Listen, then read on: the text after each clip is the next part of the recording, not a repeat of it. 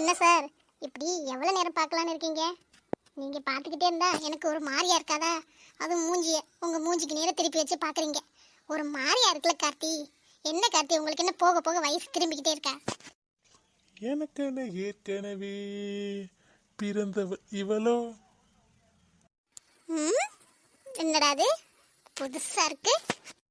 என் இதயத்தை கயிறு கட்டி இழுத்தவள் இவளோ. சார் என்ன இன்னைக்கு ரொம்ப ஹாப்பி மூட்ல இருக்கீங்க போல. பாட்டெல்லாம் பலமா வருதே, என்ன? ஒன்னும் இல்ல செல்லக்குட்டி, நீ வரும்போது எவ்வளவு சாதுவா வந்த. இப்ப பார்வே எவ்வளவு போல்ட் ஆயிட்ட. உன்னை நினைச்சு எனக்கே பெருமையா இருக்குடி. அப்படியா? Thank you thank you thank you. அதுக்கும் பாட்டுக்கும் சம்மந்தம் இல்லையே. இல்ல செல்லக்குட்டி, எனக்கு என்ன நீ முன்னாடியே பிறந்துட்டில்ல, ஆனா அது நமக்கு தெரியவே இல்லை பார்வே. ஆமா, நம்ம பிறக்கும் போதே எழுதி வச்சிருவார்ல கடவுளே, நம்ம என்ன மாற்ற முடியும்? அதை மாத்திரம் சொல்லிதான் பாதி பேர் இப்படி தெரிஞ்சுக்கிருக்காங்க. இந்த மித்ராவை சொல்லுங்க. ஏண்டி, நானே நல்ல மூட்ல இருக்கேன், பாட்டெல்லாம் பாடினல்ல. இப்ப எதுக்குடி அவளை போய் ஞாபகப்படுத்துற? அவளை பத்திலாம் நம்மள பேசவே கூடாது. அவளை பத்தி பேசினாலே பாவம். சரி சொல்லுங்க மேடம், உங்களுக்கு எப்படி இவ்வளவு தைரியம் வந்துச்சு? எல்லாம் நான் இருக்கிறது தானே. கிழிச்சிங்க. நீங்க என்ன பண்ணீங்க? என்னடி புருஷனை பத்தி இப்படி பொசுக்குன்னு சொல்லிவிட்ட? நீ வரும்போது எப்படி சாதுவா வந்த, இப்ப இவ்வளவு போல்டா இவ்வளவு தைரியமா எல்லா பிரச்சனையும் பேஸ் பண்றீன்னா அதுக்கு யாரு காரணம்? நான் தானே. அதுக்கு நீ எனக்கு தேங்க்ஸ் சொல்லணும்ல. அதை விட்டுட்டு கிழிச்சியே அப்படிங்கிற. இதை நான் உன்கிட்ட எதிர்பார்க்கல சாதனா. நீ என் காலை தொட்டு கும்பிட்டு இது எல்லாத்துக்கும் காரணம் நீங்கதேன்னு ஆசீர்வாதம்லாம் வாங்குவேன்னு நினைச்சனே. ஹலோ சார், நாங்க சின்ன வயசுல இருந்து இப்படிதான். புதுசா வந்திருக்கமே, கொஞ்ச நாளைக்கு வாழை சுட்டி வைப்போமே அப்படின்னு சுட்டி வச்சாதான். மற்றபடி நானா சரியான வாழை தான். நானா எதுக்கும் பயப்பட மாட்டேன். எதா இருந்தாலும் மூஞ்சிக்கு நேரம் எது வந்தாலும் பார்த்துக்கலான்னு பேசிடுவேன். நம்ம மேல தப்பு இருந்தா கொஞ்சம் பம்மி பேசலாம். நம்ம மேல தப்பே இல்லைங்கிறப்ப நம்ம தைரியம் நின்று பேசலாம். அதுல ஒரு தப்பு இல்லை. நீ ஆடி இப்படி பேசுற? ஆச்சரியமா இருக்குடி. இன்னைக்கு ஸ்வேதாக்காக நின்ன பத்தியா? அப்பவே எனக்கு நம்ம சாதனாவா அப்படின்னு தோணுச்சு. இத்தனை நாள் போல்டா தான் இருந்த, வர வர இன்னும் போல்ட் ஆகிட்டே போற. அயன் லேடி ஆகிட்ட நீ. கண்டிப்பா அப்படித்தான் ஆகணும். ஏன் ஆகக்கூடாதுன்னு நினைக்கிறீங்களா? இல்ல செல்லக்குட்டி, அப்படிதான் ஆகணும். அதான் எல்லாருக்குமே நல்லது. எல்லா நேரமும் நான் உனக்கு சப்போர்ட் பண்ண முடியாதுல்ல. நீ தான் உன்னோட பிரச்சனையை பார்த்துக்கணும். அவங்கவுங்க பிரச்சனைய அவங்கவுங்களே பார்த்துக்கினா நிறைய பிரச்சனை வராது. யாரும் நம்மக்கிட்ட வம்புக்கு வரமாட்டாங்க. இவளுக்கிட்டே போய் வம்புழுக்கணும், இவ பேச்சிலே நம்மளை கொன்றுவாளே அப்படின்னு நினச்சிக்கிட்டு அவங்களே ஒதுங்கி போயிடுவாங்க. என்னோட செல்லக்குட்டிய இப்பதான் எனக்கு ரொம்ப பிடிச்சிருக்கு. அப்ப இவ்வளவு நாள் பிடிக்கலையா? பிடிச்சது இருந்தாலும் வர வர ரொம்ப பிடிச்சிட்டே போகுது. அது என்னன்னே தெரியல. என்னைய நீ ரொம்ப இம்ப்ரெஸ் பண்ணிக்கிட்டே போறடி. இம்ப்ரெஸ் பண்றனா? சார் இன்னைக்கு பேசுறது ஒன்றும் சரியில்லையே. கண்டுபிடிச்சிட்டியா? நான் எதுக்கு பேசுறேன்னு உனக்கே தெரியும். தெரியும், ஆனா தெரியாது. செல்லக்குட்டி, என்னப்பா சொல்லுங்கப்பா. எனக்கு தெரியும்டா, நீ இதுக்கு தான் ஐஸ் வைக்கிறேன்னு. அங்க சுத்தி இங்க சுத்தி இங்க தானே வருவ நீ. ஆமா. என்னடி நம்ம இப்ப என்ன லவ்வா பண்ணிக்கிட்டு இருக்கோம்? ஒரு முத்தம் கொடுக்கறதுக்கு இப்படி பயப்படுற? நமக்கு கல்யாணம் ஆயிடுச்சுடி. கல்யாணம் ஆகி குழந்தையே பிறக்க போகுது. ஒரு முத்தத்துக்கு இப்படி பயப்படுறிய என்னடி? ஆமா, இங்க கொடுத்தாதான் யாராச்சும் வந்து பார்த்தா என்ன நினைப்பாங்க? உங்களுக்கு கொஞ்சம் கூட ஒரு மாதிரியா இருக்காதா? நம்ம வீட்டுலங்க பார்த்தா ஒரு மாதிரி நினைப்பாங்கன்னு தோணாதா? எதுக்குன்னு தெரியலையே. புருஷன் பொண்டாட்டி தனியா பேசி கொஞ்சிக்கிட்டு இருக்கோம். யாரும் வந்து நம்மளை டிஸ்டர்ப் பண்ணவே கூடாது. வந்து பார்த்தாங்கன்னா குட்டு குடுன்னு கண்ணை மூடிட்டு ஓடியே போயிடணும். உங்களுக்கு ஒன்றும் தெரியாது கார்த்திக், எனக்கு ஒரு மாதிரி இருக்கும்ல. போங்க அங்கிட்டு. இந்த ரூம்ல என்ன பண்றீங்களோ அதை இங்கே வந்து பண்றது. அப்போ ரூமுக்கு போடலாமா? கார்த்தி, நான் நைட்டுக்கு சாப்பாடு செய்யணும். இன்னும் யாரும் சாப்பிடவே இல்லை, ஞாபகம் இருக்கா? சாப்பாடு தானே, எனக்கெல்லாம் பசியே இல்லை. நீ பக்கத்துல இருந்தேன்னா அது என்னமோ தெரியல, பசி தெரியவே மாட்டேங்குது. உங்களுக்கு பசிக்காது, மற்றவங்களுக்கு. அவங்க பசினா அவங்க பாத்துக்குவாங்க, விடுவே. என்னை விட உனக்கு அவங்க தான் முக்கியமா போயிட்டாங்களா? ஆமா, எனக்கு அவங்க தான் முக்கியம். உங்களை பெற்று கொடுத்ததே அவங்க 2 பேர் தானே. அதனால அவங்கள தான் ஃபர்ஸ்ட் பார்ப்பேன், அதுக்கப்புறம் தான் நீங்க. வடியே, வர வர உனக்கு ஆனா வாய் கொழுப்பு தாண்டி. கொழுப்பை குறைக்கணும்டி முதல்ல. குறைக்கலாம் குறைக்கலாம். இப்போ ஸ்வேதாவை பார்க்கணும். மனசு ஒரு மாதிரியா இருந்தா இன்னைக்கு அவ கூட போய் தூங்கிடட்டுமா? நீ ரொம்ப லேட்டுமா.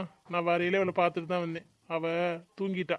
எழுப்ப வேணாம் விடு, சாப்பிடலன்னா பரவாயில்ல, காலைல சாப்பிட்டுக்கட்டும். தூங்கிட்டாளா? சரி, நான் கொஞ்ச நேரம் அவள்கிட்ட பேசலாம்னு நினைச்சேன், அதுக்குள்ளேயும் தூங்கிட்டா போல. ரொம்ப அழுகிட்டே இருந்தா. 2 நாளாவே என்னமோ ஒரு மூஞ்சி ஒரு மாதிரியா இருந்துச்சு, சொல்ல மாட்டேங்கிறா. சரி இன்னைக்கு பேசி பார்க்கலாம்னு நினைச்சேன். தூங்கிட்டாளா? காலைல பேசிக்கிறேனா? சரி வாங்க போய் சாப்பாடு செய்யலாம், எல்லாரும் பசியா இருப்பாங்க. நான் தான் பசியா இருக்கேன், என் பசியை யார் புரிஞ்சுக்கிறா? என்ன சார், என்னமோ சொன்ன மாதிரி இருந்துச்சு, பசிக்குதா? வாங்க தோசை ஊத்தவா? சப்பாத்தி மாவு கூட இருக்கு, உங்களுக்கு சப்பாத்தி பிடிக்கும்ல, சப்பாத்தி போட்டு தரவா? எனக்கு அந்த பசி இல்லம்மா, வேற பசி. வேற பசியா? எனக்கு ஒன்றும் புரியலையேப்பா.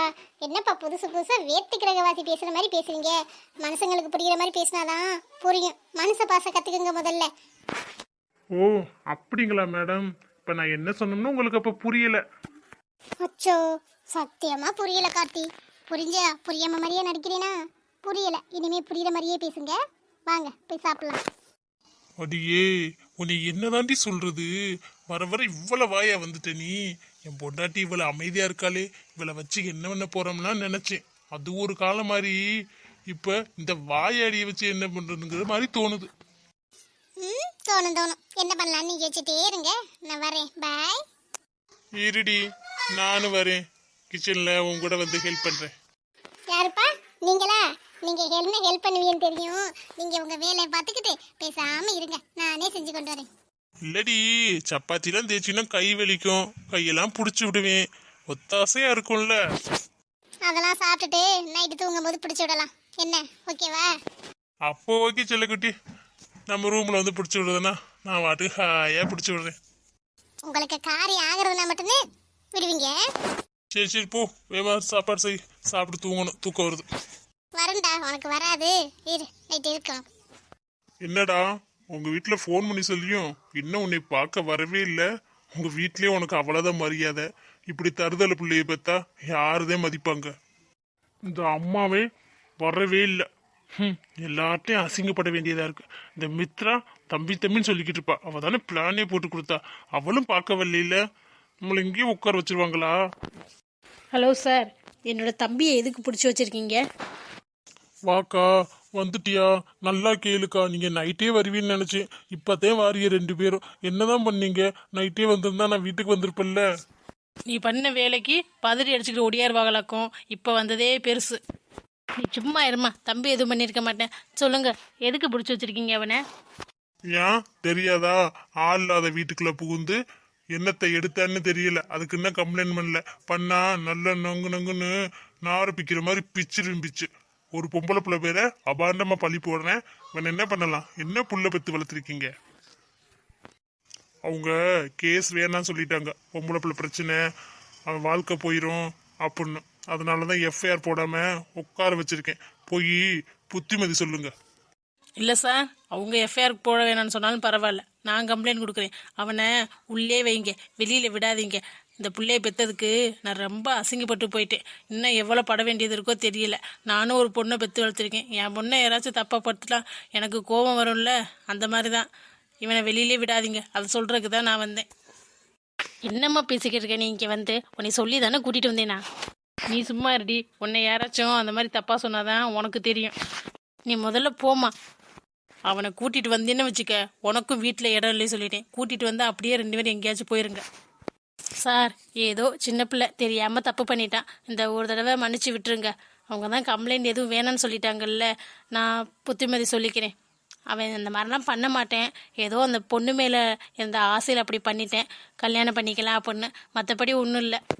இங்க பாருமா, இந்த ஒரு தடவை தான், மறுபடியும் இவன் இந்த மாதிரி எங்கிட்டாச்சும் நான் பார்த்தேன் இல்லை யாரும் கம்ப்ளைண்ட் கொடுத்தாங்கன்னு வச்சுக்க, வெளியிலே வர முடியாது. கூட்டிட்டு போய் நல்லா புத்திமதி சொல்லுங்க. பெத்த அம்மாவே வேணாங்கிறாங்க, அப்பவே தெரியுது இவன் லட்சணம். இந்த மாதிரி ஊருக்கு 4 புள்ள இருந்தா போதும், ஊரும் விளங்கிரும், குடும்பமும் விளங்கிரும். இல்லைங்க சார், என் தம்பி இனிமே அப்படி பண்ண மாட்டேன். நீ தான் சொல்ற, உன் தம்பி வாயிலிருந்து அந்த வார்த்தை வரவே இல்லையே. டேய், வாயில் என்ன குழுக்கட்டியா வச்சிருக்க? சொல்றா, வீட்டுக்கு போகணுமா என்ன? இல்லைங்க சார், இனிமே நான் அந்த மாதிரி பண்ண மாட்டேன். சரி, நான் நோட்டில் ஒரு கையெழுத்து போட்டுட்டு கிளம்பு, என் கண்ணு முன்னால மறுபடியும் வந்துடாத. ரொம்ப தேங்க்ஸ் சார். டேய் நீ என்ன லூசாடா? நான் அப்பவே சொன்னேன் இப்போதைக்கு எதுவும் வேணாண்டா அப்படின்னு. சொன்னா கேட்டியா? நான் சொல்றது என்னத்தை கேட்குற? இப்போ பாரு எங்கே வந்து நிற்குதுன்னு. இப்போ வீட்டுக்கு போனால் அம்மா வீட்டில் கூட சேர்க்காது. உன்னைய கூட்டிகிட்டு போனேன்னா வச்சுக்க, என்னையும் வீட்டில் இருக்க முடியாது. நீ ஏதாச்சும் ஃப்ரெண்டு கூட எப்போவும் தங்குவியல்ல, அந்த மாதிரியே தங்கிக்க. ஏ மித்ரா, நான் உன் மேல சரியான கோவத்துல இருக்கேன். ஸ்வேதா வீட்டில் தானே இருக்கான்னு சொன்னேன். அங்கே போய் பார்த்தா அவ தலைவாணியை வச்சுட்டு போயிருக்கா. அவ தூங்குறான்னு நினச்சி நானும் அந்த நம்பிக்கையில் எல்லாட்டையும் தைரியமாக உள்ளதே இருக்கா, நாங்கள் இவ்வளோ நேரம் ஒரே வீட்டில் தான் ஒன்றா தான் இருந்தோம் அப்படின்னு சொல்லி வச்சுட்டேன். கல்யாணம்லாம் பண்ணி வைக்கணும்னு ஒரு அங்கிள் சொன்னார். பார்த்தா அவள் வரா மெதுவா கோயிலில் போய் உட்கார்ந்து இருந்துட்டு. எனக்கு எப்படி இருக்கும்? நீ ஏதாச்சும் சொன்னால் உண்மையை சொல்றியா? எல்லாமே பொய். சொல்லும் போது விசாரிச்சு சொல்லணும்ல. நம்ம தம்பி போறானே மாட்டிக்கிட்டுருவானேன்னு. அதெல்லாம் உனக்கு இல்லை. அங்கேதான் இருக்கான்னு குத்து மதிப்பாக சொல்கிறேன். இப்போ நான் போய் மாட்டி ஜெயிலில் உட்காந்துட்டு வரேன். நீ எடுத்த காரியம் ஏதாச்சும் ஒன்று சக்ஸஸ் ஆகுதா? எல்லாமே சொதப்படலாம். நீனா எதுக்கு பழி வாங்கணும் அப்படி இப்படின்னு சொல்லிக்கிட்டு பேசாம அம்மா சொல்கிற பையனே கல்யாணம் பண்ணிக்கிட்டு செட்டில் ஆயிரு. அதுதான் உனக்கு நல்லது. என்னடா நீனும் அக்காவை இப்படி பேசுற? பின்ன எப்படி பேசுவாங்க? எடுத்த ஒரு விஷயமாச்சும் சக்ஸஸாக முடிச்சிருக்கியா? அதை செய்யணும் இதை செய்யணும், அப்படி பண்ணிடுவேன் இப்படி பண்ணிடுவேன்னு வாய் இதே இருக்கு. வாய் கிளிய அந்த பேச்சு பேசுறது இல்லை. ஏதாச்சும் ஒன்று செஞ்சிருக்கியா? சரி, உனக்காக செய்ய முடியல விடு. எனக்காக செஞ்சியா? அதுவும் உன்னால செய்ய முடியல. உன்னே நம்பி இருந்தேன் பாரு, என்னே சொல்லணும். போ போ, அம்மா தான் உனக்கு நல்ல பையனை பார்த்து வச்சிருக்கல. போய் கல்யாணம் பண்ணிட்டு குழந்தை குட்டின்னு பெற்றுக்கிட்டு சந்தோஷமா இருக்கு. அவனெல்லாம் நான் கல்யாணம் பண்ணிக்க மாட்டேன்டா. அவன்கிட்ட போய் இன்னைக்கு பேசலான்னு இருக்கேன். அம்மாட்ட சொன்ன நீ பார்க்குற மாப்பிள்ளையே கல்யாணம் பண்ணிக்கிறோம்னு. அம்மா அப்பதான் வீட்டுக்குள்ள விடணும் அப்படி சொன்னேன்டா. அந்த பையன்கிட்ட போய் பேசி அவன் வாயாலே என்னை பிடிக்கலன்னு சொல்ல வச்சிடுறேன். இப்படி இதே எல்லா விஷயத்தையும் அது பண்ணிடுவேன் இது பண்ணிடுவேன்னு சொல்கிறேன். ஆனால் ஒன்றும் பண்ண மாட்டேன். இதையாச்சும் பார்ப்போம். நம்ம தம்பியே நம்மளை அசிங்கப்படுத்துறானே. அவன் சொல்றதும் கரெக்டு தானே. நம்ம எல்லாம் வாய் சாப்பிடால் தான் விடுறோம். ஒன்றுமே நடக்க மாட்டேங்குது. அம்மா நினச்சதும் நடக்கக்கூடாது. அந்த பையன் அவனெல்லாம் கல்யாணம் பண்ணிட்டு நான் கஷ்டப்பட முடியுமா? கண்டிப்பாக முடியாது. இன்னைக்கு அவன்கிட்ட போய் பேசியே ஆகணும். சரி, எனக்கு ஒரு 2000 ரூபாய் காசு வந்துட்டு போ செலவுக்கு. இல்லைடா, இப்போ தானடா வேலை கிடச்சிருக்கு. என்கிட்ட இப்போதைக்கு காசு இல்லை. எனக்கு தெரியாது, நீ எப்படியாச்சும் அக்கௌண்ட்டுக்கு அனுப்பிச்சி விடுறேன். நான் போகிறேன். இவன் ஒருத்தன் அனுப்பிச்சி விடுறேன் போ. அப்புறம் உன்னோட இந்த பிளானாச்சும் சக்ஸஸ் ஆச்சுன்னா சொல்லு. இல்லைன்னா பேசாமல் அவனே கல்யாணம் பண்ணிக்க. வேற எதையும் ரிவெஞ்ச் எடுக்கிறோம்னு பண்ணி தொலைக்காத. இது உன்னோட தம்பியோட அட்வைஸ் இல்லை, ரெக்வஸ்ட். சே, நம்மளால் எதுவுமே பண்ண முடியல. நம்ம வாழ்க்கைக்கு தான் ஒன்றும் பண்ண முடியல. தம்பியாச்சும் எப்படியாச்சும் இந்த ஸ்வேதாவை கல்யாணம் பண்ணி வச்சிடலான்னு பார்த்தா அதுவும் நடக்க மாட்டேங்குது. நம்ம எதுக்குமே லாய்க்கு இல்லையா? கடவுளே, முதல்ல இவன்கிட்ட வேறு பேசி தொலைக்கணும். கல்யாணம் கல்யாணம்னு உசுரை வாங்குறாங்க. பார்க்குறதே பார்க்குது. ஒரு நல்ல பையனை பார்க்குதா, நல்ல செட்டிலான பையனா, கவலைப்படாமல் இருக்கலான்னா பார்க்குறப்புறம் நம்ம தரத்துக்கே பார்த்தா நான் எப்படி சந்தோஷமாக வாழ்கிறது? வேணான்னு சொல்ல வேண்டியதான். ஏங்க, உங்களை இங்கே வராதியே. நான் சொன்னால் வாங்க, ஏதாச்சும் வேணும்னா ஃபோன் பண்ணுங்க, காசு போட்டு விட்றேன்னு தானே சொன்னேன். இப்போ எதுக்கு வந்தீங்க? இப்போ தான் இந்த ராகுல் கல்யாணத்துக்கு ஒத்துருக்கேன். இப்போ தான் எல்லாம் நம்ம கைக்கு வந்துக்கிட்டே இருக்குது. இன்னும் 3 நாளில் கல்யாணம். யாருக்கும் சொல்லாமல் சிம்பிளாக தானே பண்ணுறோம். உங்களை கல்யாணத்துக்கு கூட வரவேணான்னு தானே சொன்னேன். இப்போ எதுக்கு இங்கே வந்தீங்க? இல்லடி, நீ ஒரு வாரத்துக்கு மேலே ஆயிடுச்சா வந்து வீட்டு பக்கம் வரவே இல்லை. அதாண்டி உன்னை பார்த்துட்டு போகலான்னு வந்தேன். இப்போ என்ன, ராகுல் தான் ஆஃபீஸ் போயிட்டேன் இல்லை, நான் முக்கில் நின்று பார்த்துட்டு தான் வரேன் அவன் ஆஃபீஸ் போனதை. அதனால தாண்டி வந்தேன். இன்னமும் ரொம்ப கோச்சுக்கிற. இப்போ இப்படிலாம் நின்னதை பார்த்தான்னு வச்சுக்கவே அவனுக்கு எல்லா உண்மையும் தெரிஞ்சிடும். நான் கல்யாணம் பண்ணதும் தெரிஞ்சிடும். அவங்க அம்மாவே அப்பாவே நான் வந்து விஷம் வச்சு கொண்டேன்னு தெரிஞ்சிடும். அப்புறம் இந்த சொத்து பூரா அவன் கைக்கு போயிடும். நம்ம அம்போன்னு நிற்க வேண்டியதான். ஜெயிலுக்கு போனாலும் போயிடுவான். சொல்ல முடியாதியா? அதனால தான் உன்னை இங்கே வராதேன்னு சொல்கிறேன். என்னம்மா அவங்க அத்தை இப்படி பேசுகிறா? அவள்கிட்ட சொல்லுமாங்கிட்டு. ஆமாங்க அத்தை, ராகுல் தான் வெளியில போயிட்டாருல, பாவம் வந்துட்டு போட்டு விடுங்க. உங்களை பார்க்க தானே ஆசையா வர்றாரு. உங்க மேல எவ்வளவு லவ் இருந்தா வருவாங்க. நீங்களும் கல்யாணம் பண்ணிட்டு அவங்க கூடயேவா இருக்கீங்க, எப்பாச்சு தானே போய் பார்த்துட்டு வரீங்க. அதனால பாப்பம்னு வந்திருக்காங்க. ராகுல் தான் இல்லை இல்லை, அதனால ஒரு பிரச்சனையும் இல்லை. பார்த்துட்டு போட்டோம். அவங்கள ஏன் திட்டிக்கிட்டே இருக்கீங்க? நல்லா சொல்லுமா. ராகுல் போயிட்டேன், சாயங்காலம் தானே வருவேன். நான் மதியம் வரைக்கும் இருக்கிறேன். எனக்கு ஏதாச்சும் சமைச்சு கொடு. சமைக்கவா? எனக்கு 1008 வேலை இருக்குது. இவன் கல்யாணத்துக்கு ஒத்துக்கிட்டதே பெருசு. கொஞ்ச நாள் தள்ளி போட்டோம்னு வச்சுக்கோங்க, திடீர்னு வேணான்னு சொல்லிடுவேன். அதோட அவ்வளோதான். அதான் ராகுல எல்லாம் மாற்றி வச்சிருக்கியே. அவன் கண்ட்ரோல் பூரா உன் கையில் தானே. கீ பொம்மை மாதிரி நீ சாவி போட்டா அவன் ஆடுவேன். இதில் பிரியா வேற உன் தோஸ்து. இவளெல்லாம் எங்கே கிடந்து பிடிச்ச? இவன் என்ன மகாராணியா? அவனுக்கு மகாராணியாவை கூப்பிட்டு கல்யாணம் பண்ணி வைப்பாங்க. இவளே போதும். என்ன கொஞ்சம் பிளாட்ஃபார்மு, இப்போ நல்லா தானே இருக்கா பார்க்க, அதனால் ஒரு பிரச்சனையும் இல்லை. அவனுக்கு அது போதும். அப்புறம் பத்திரம்லாம் கரெக்டாக வச்சுருக்கீங்கல்ல, கல்யாணம் முடிஞ்சதும் கையெழுத்தை வாங்கி நம்ம செட்டில் ஆகிட வேண்டியதான். அதுக்கப்புறம் அவனுக்கு தெரிஞ்சால் தெரிஞ்சுட்டு போட்டோம், சொத்து நம்ம கைக்கு வந்தால் போதும். அதுக்கப்புறம் உன்னை தப்பாக நினைக்க மாட்டானாடி? நினச்சா நினச்சிட்டு போட்டோம். இவ்வளோ நாள் நான் எதுக்கு கஷ்டப்பட்டேன்? இந்த சொத்துக்காண்டி தானே. அது கிடச்சிருச்சுன்னா யார் என்ன சொன்னால் என்ன, அதெல்லாம் நான் காதிலே வாங்க மாட்டேன். காசு இருந்தால் போதும் எனக்கு. ராகுலாவது யாராவது அவனை வளர்த்தது என்ன பாசத்தில் நினச்சிங்களா? பணம் பணம் பணம் தான் எல்லாமே. அவன் மேலே பாசமா? அதெல்லாம் துளி கூட இல்லைங்க, எல்லாம் நடிப்பு. அந்த ஸ்வேதா இருக்காளே, அவனோட சுற்றிக்க தெரிஞ்சாலே, அவளுக்கு எப்படியோ என்னை பற்றி உண்மை எல்லாம் தெரிஞ்சு போச்சு. நல்ல வேளை அவள் வந்து இவன்ட்டு எதுவும் போட்டு கொடுத்துருப்பான்னு நினச்சேன். ஒன்றும் சொல்லலை. சொன்னாலும் ராகுல் நம்ப மாட்டேன், ஏன்னா என்னோட ட்ரைனிங் அப்படி. இப்போ பாருங்க அழுதுகிட்டு இருக்கா. இருக்கட்டும், எல்லாம் நான் நினச்சது தான் நடக்கும். இன்னும் கொஞ்ச நாள் தான், சொத்து எல்லாம் நம்ம பைக்கு வந்துடும். வந்ததும் நம்ம வாட்டுக்கு டாட்டா காமிச்சிட்டு போயிட்டே இருக்க வேண்டியதான். நீங்க போயிருவீங்க, அப்ப நான் உனக்கு கல்யாணம் பண்ணி என்ன பண்றது? காசே இல்லாம. நீ என்னடி பிளாட்ஃபார்மில் வீடு இல்லாமல் ஒன்றும் இல்லாமல் வாழ்ந்தவ தானே? உனக்கு இந்த வாழ்க்கையே அதிகம்தான். நான் ஏதாச்சும் பார்த்து செய்கிறேன், ஆனால் கையெழுத்து மட்டும் வாங்கி தந்துடணும். கல்யாணத்துக்கு அப்புறம் பாருங்க நான் என்ன பண்றேன்னு. ஆமாம், ரொம்ப நேரமாக ஒரு தம்பி வந்து நிற்கிது, யாருன்னு தெரியல. யார் அது? ராகுல், நீ எப்பப்பா வந்த? என்ன எதுவும் மறந்து வச்சுட்டு போயிட்டியா? எப்போ வந்த நீ? சித்தி, நீங்கள் பேச ஆரம்பிச்சு கொஞ்ச நேரத்திலே வந்துட்டேன். நான் போனேன் ஆஃபீஸ்க்கு. நம்ம வீட்டை யாரோ பார்த்துக்கிட்டே இருக்க மாதிரி இருந்துச்சா, நான் போனதுக்கப்புறம் பார்த்தா இவர் உள்ளே வந்தார். யார் இவர்? பார்த்ததே இல்லையே. அப்படின்னு தான் வந்தேன். நீங்கள் எப்படிப்பட்ட ஆளுன்னு இப்போ தானே தெரியுது. என்னோட ஸ்வேதா சொன்னா, உங்கள் சித்தி நல்லவங்க இல்லை, அவங்களுக்கு கல்யாணம் ஆயிடுச்சுன்னு. நான் அவன் சொன்னதை நம்பவே இல்லை. எல்லாம் உங்கள் மேலே உள்ள பாசத்தில். இப்படி பண்ணிட்டீங்களே. எங்கள் அம்மா அப்பாவை நீங்கள் தான் கொண்டிருக்கீங்க. கொன்னுட்டு அவங்க ஸ்தானத்தில் நீங்கள் இருக்கிற மாதிரி இருந்து என்னை நடிச்சிருக்கீங்க.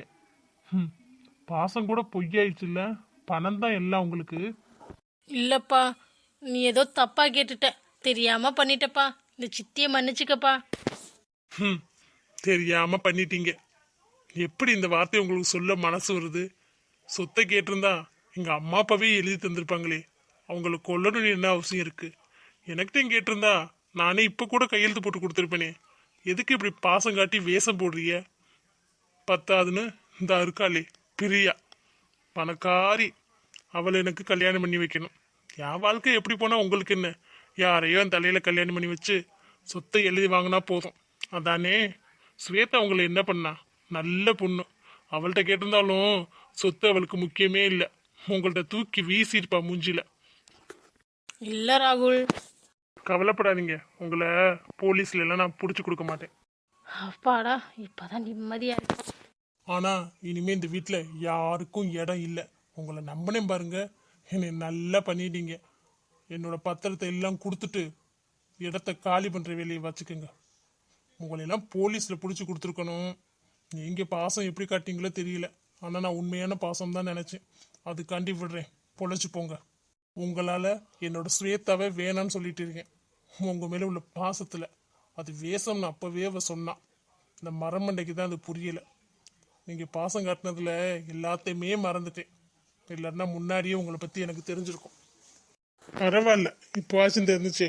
கல்யாணத்துக்கு முன்னாடி அது வரைக்கும் சந்தோஷம்தான்.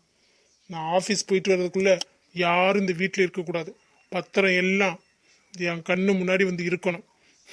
புரிஞ்சது? இல்லைன்னா போலீஸ் வந்து இங்கே நிற்பாங்க. காட்டிட்.